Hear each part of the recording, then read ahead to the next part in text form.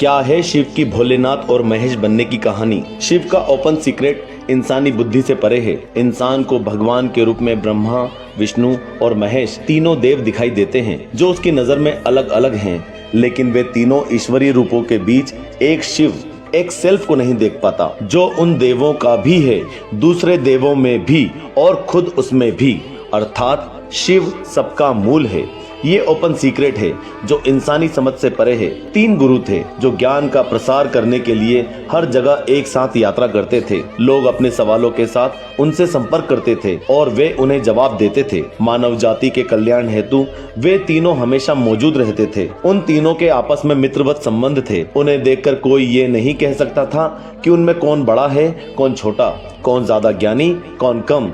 लोगों को यह रहस्य पता ही नहीं चला कि उनमें से एक असली गुरु है जबकि बाकी 2 उनके शिष्य हैं। वे तीनों हमेशा एक साथ जाते थे और लोगों को ज्ञान देते थे, इसलिए इससे कोई फर्क नहीं पड़ता कि गुरु कौन है और शिष्य कौन। वे तीनों अपना कार्य कर रहे थे लेकिन जानते थे कि गुरु कौन है, जो ज्ञानी है, सत्य का साधक है। वो चाहे किसी भी मूर्ति की पूजा करे या निराकार का ध्यान करे, उसका फोकस मूल शिव पर ही रहता है। पौराणिक कथाओं में बताया गया है कि शिव के 10 हाथ और 5 सिर थे, जिनके हर एक सिर पर तीसरी आंख थी। इस तरह कुल मिलाकर उनकी 15 आंखें थी, जिनमें 5 तीसरी आंखें शामिल थीं।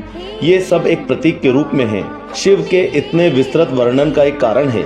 ये 15 आंखों और 10 हाथों से उनकी क्षमताओं को चित्रित किया गया है। निराकार का वर्णन करने के लिए शिवलिंग का उपयोग किया गया था, लेकिन लोगों ने इसमें भी आंखें जोड़ दी ताकि एक इंसान से मिलता जुलता चेहरा बन सके, क्योंकि एक रूप के बिना लोगों के लिए पूजा करना मुश्किल हो जाता है। शिव जी की महेश बनने की भी एक पौराणिक कथा है, जिसके अनुसार एक दिन भगवान शिव ने खुद को ब्रह्मांड से अलग करने और अदृश्य होने का फैसला किया। उन्होंने भगवान ब्रह्मा को अपनी एक मूर्ति बनाने का आदेश दिया। भगवान ब्रह्मा की विशेषता थी कि वे मूर्ति में भी प्राण डाल सकते थे, क्योंकि वे सर्जनकर्ता थे।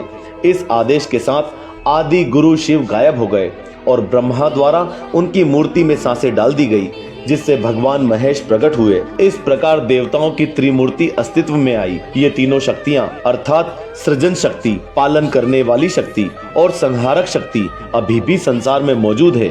उनका काम पहले की तरह ही जारी है। भगवान शिव अदृश्य हो गए हैं, फिर भी उनका रूप अभी भी देवताओं की त्रिमूर्ति में दिखाई देता है। मूर्ति सामने है और शिव अप्रकट, अव्यक्त है, लेकिन मूर्तियों के मूल में वही है। यही शिव का ओपन सीक्रेट है। शिव का एक नाम भोलेनाथ भी है। भोला उसे कहा जाता है जो सीधा हो, सरल हो, जिसमें जरा भी चालाकी ना हो। दुनिया में लोग भोला होने को एक अवगुण की तरह देखते हैं, क्योंकि उनकी नजर में दुनिया चालाकी से ही चलती है। शिव ऐसे भोलों